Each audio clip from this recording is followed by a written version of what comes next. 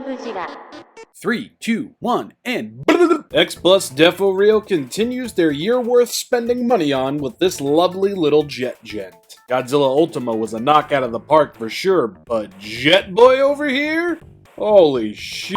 First up, let's take a quick look at this box. Just like Godzilla Ultima, I am a total stan for the dark printing on cardboard boxes like this. I don't know what it is, it's just the overall aesthetic of it just feels nice. I mean, it feels just like any other box, but just appealing to the eye. I'll just leave it at that. DefoReal, Jet Jaguar, whole bunch of other stuff over here. Jet Jaguar, Godzilla vs. Megalon. DefoReal, Jet Jaguar, Godzilla vs. Megalon. And that's pretty much it. Now let's take a look at the figure. Like I said at the end of my last video, 3 solid stars, man. Just look at this. Look at this. I cannot stress how good this thing looks. I had to say 2 F-bombs right in a row just to openly express myself and my loving of this figure. So where do we even begin? Usually I would start with the least impressive part of the figure and then work my way up, but unfortunately everything on this figure is impressive, so let's just have us a look. The Jet Jaguar Tims over here do be looking really nice. They are kind of on the level of clown shoes because they look really long and floppy.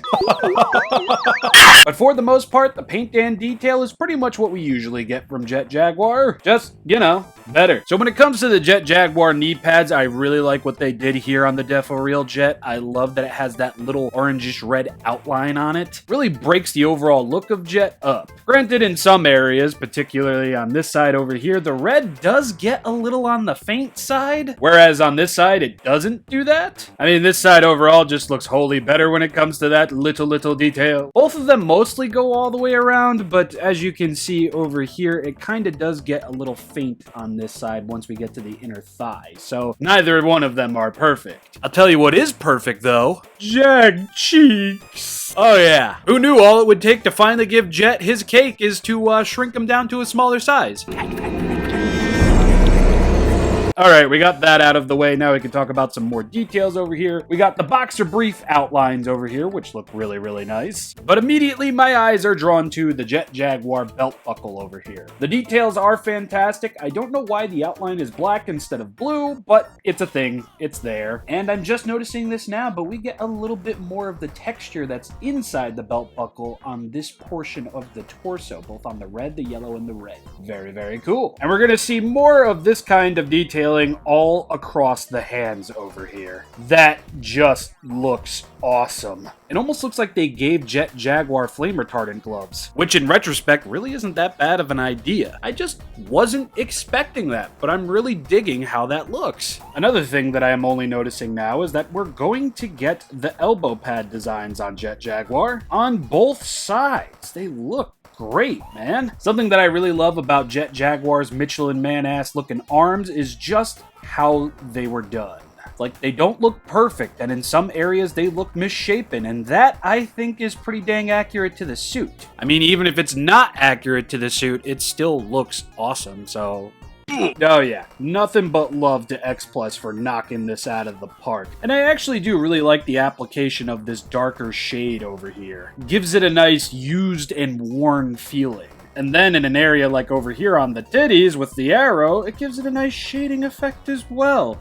Very light, very minimally used, but very well done. You can actually see a lot more of it on the back of the figure over here near the zipper and on the back portion. I don't know, I just really like how that looks. X Plus friggin' knocked it out of the park, dude. And you will see even more of that on the turtleneck over here, in between all of the little folds. I love it, I love it, I love it. Not just on the back, but on the sides as well. Peak. Now we're taking a look at the back of Jet's head, where the red paint on this little McDonald's single arch over here is a little on the messy side.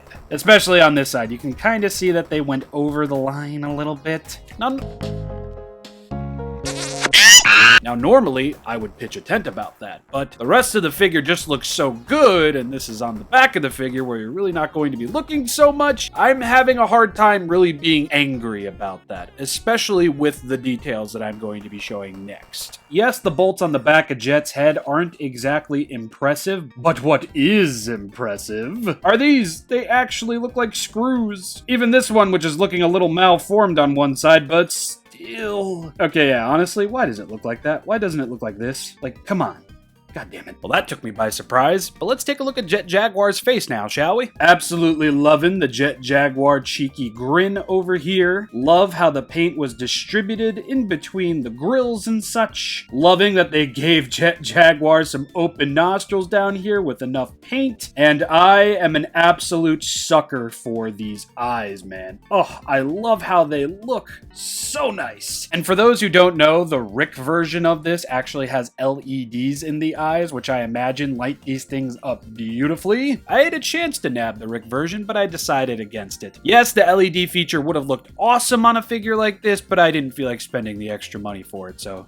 Now we're taking a look at the top of Jet's head over here. Yet again, very standard details for Jet. What isn't, though, is going to be the detail on these antennae. This is probably my favorite part of the figure to look at because they just look so good, so realistic even. And just the fact that the little bolts at the very top actually have the treads in there, or whatever they're called. Nothing but commendable work on X+'s part. This honestly makes that one neck bolt thing totally fine by my book. It's like the whole figure looks amazing, but just look at these, man. Oh my god, I love it! One minor paint flub and one minor detail flub aside, this is what furthers along this DefoReal Jet Jaguar figure is just one of the best. So minute, so simple, so Jet. There's a lot to love, there's a lot to praise, and I especially just love the aesthetic of this Jet Jaguar figure looking dirty. Granted, he doesn't look filthy, but certain parts of him really do look like he's been in the dirt wrestling a gigantic big bad Beetleborg. Subtle shading, crazy amounts of detail all across this pint-sized little looker. I can forgive a little overlapping paint and one little bolt thing not really looking like an actual bolt thing, screw thing, whatever. The Jet Jaguar clown shoes with the toe nipples, the crazily detailed belt buckle and hands, the amazing looking eyes and cheeky grin, the even more amazing looking Jet Jaguar antennae. Like I said,